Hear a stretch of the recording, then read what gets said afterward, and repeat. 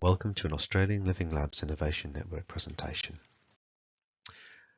The network aims to promote living labs in Australia, develop the practitioner base and foster collaboration opportunities with existing living labs in Europe and the Asia Pacific. You can find us more about us on the website shown, and we're also holding our second symposium on the 5th of June, co-hosted with QUT. And you can find us on Eventbrite, and both those links we'll put in this comments section below. We'd like to say a particular big thank you to Community Resourcing, who are helping us with technical support for today and for much of our other series. They have a follow-up conference on the 6th of June, Community Care Business Transformation Innovation Conference, and they've got a terrific lineup, so I highly recommend you check those guys out. And again, we'll put the links in the website below. Today we were talking with Associate Professor Michael Dezuanni. Michael undertakes research about digital media literacies and learning in home and school community contexts. He's the Associate Director of QUT's Digital Media Research Centre and teaches in film, television, animation discipline within QUT's Creative Industries faculty.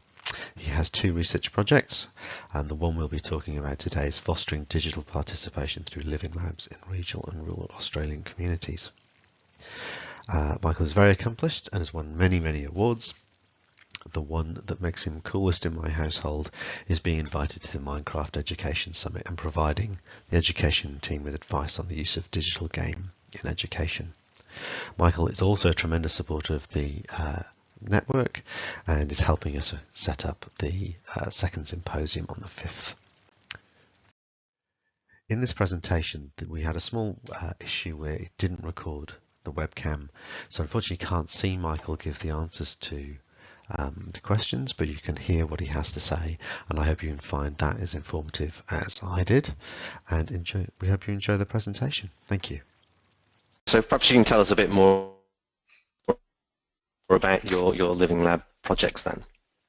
Yeah, so we have talked about our digital participation living labs as individual labs, I suppose. So we didn't build one big lab, if you like, or we don't conceive of our project as one big lab.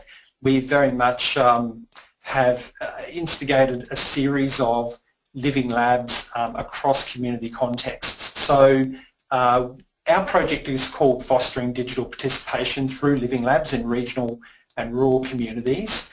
And the problem at hand has been one of digital inclusion. So how do you address people's digital inclusion needs? How do you build digital capacity or digital literacy skills at the community level?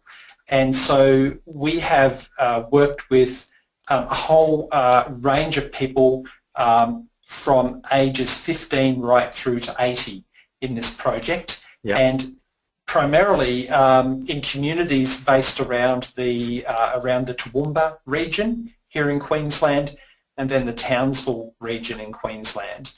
Those two sites were selected because they were early rollout sites for the NBN, and so we were very interested in this question of, if you have suddenly high-speed internet available in your community, how then do you enable people or foster people's digital participation, given that this new technology is available.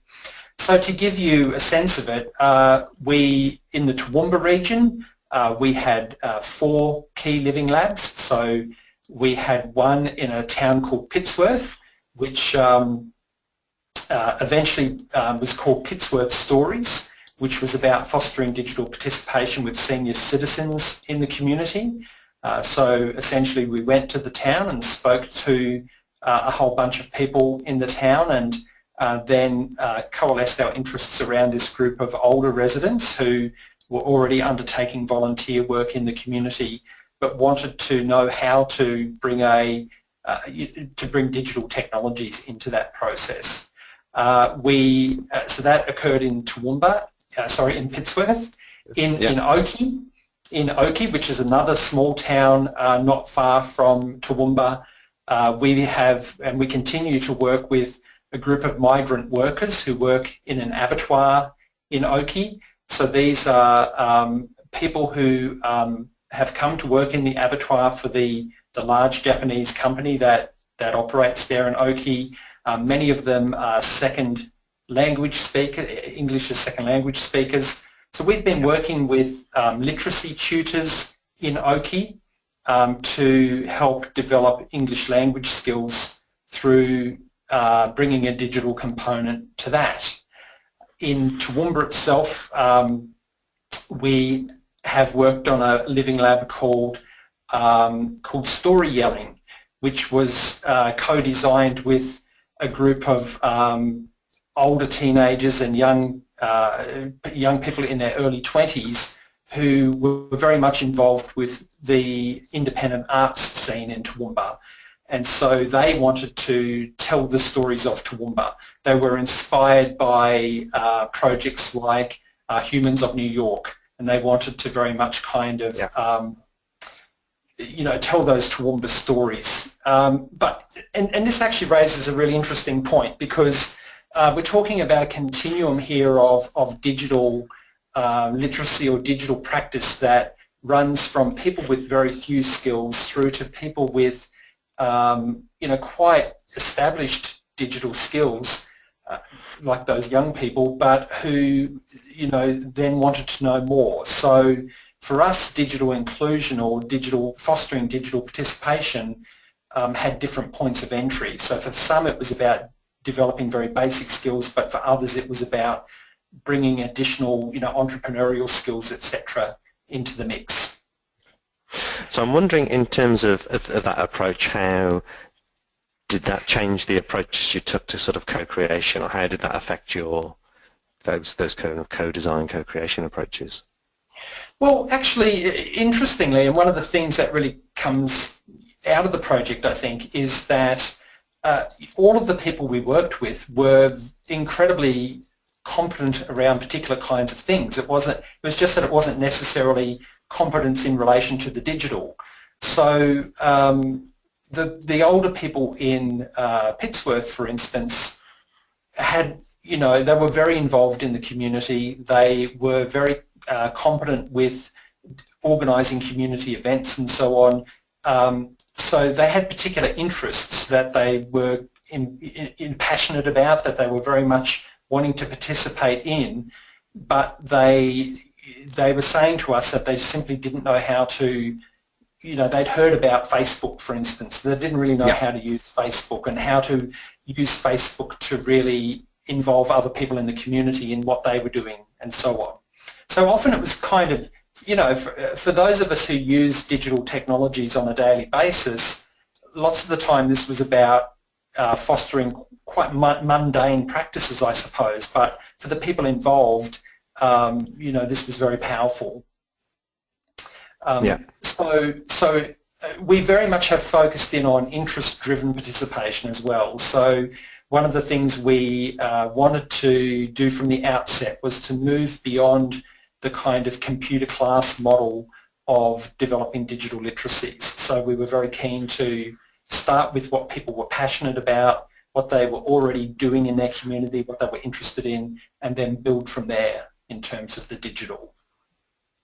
So I suppose that was really how you attracted people into the Living Lab, through that interest network? Yeah, exactly. So sometimes this was about visiting particular community organisations and recruiting people through those community organisations. Other times it was about simply, in our initial phase, we invited people to just simply come along to interviews in the local public library. We did offer incentives, for instance, we distributed Coles Myer vouchers, so a $25 voucher for people to come along and be interviewed or be part of a focus group. So there were, the typical kind of social science recruitment processes that occurred there, I suppose.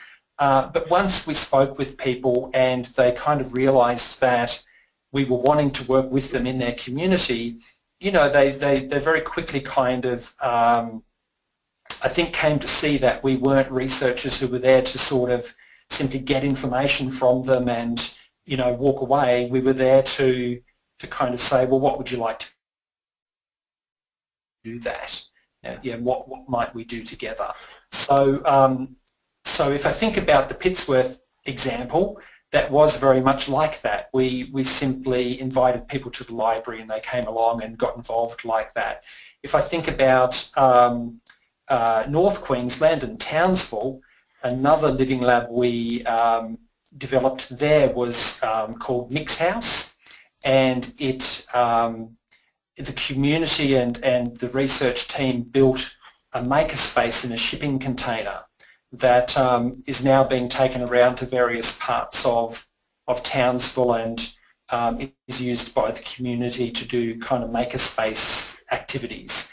So that one was a much more targeted kind of thing. So members of our research team went to Townsville, worked with the Luluna Youth Arts organisation to speak with young people involved with Luluna Youth Arts, and then also worked quite specifically with a couple of research assistants who were community members to kind of recruit others in a targeted kind of fashion. So I think there are various ways that you can set up your recruitment processes, and often that's very dependent on the kind of thing that you initially hear when you go into a community. And I would say that's been a challenging thing for us, is to kind of manage this process of listening carefully and being responsive to community needs, and then identifying, where this point of intervention is for us, where we kind of, I suppose, as researchers then try to set the agenda a little more proactively. I think that's just always an ongoing kind of, tension in this kind of work.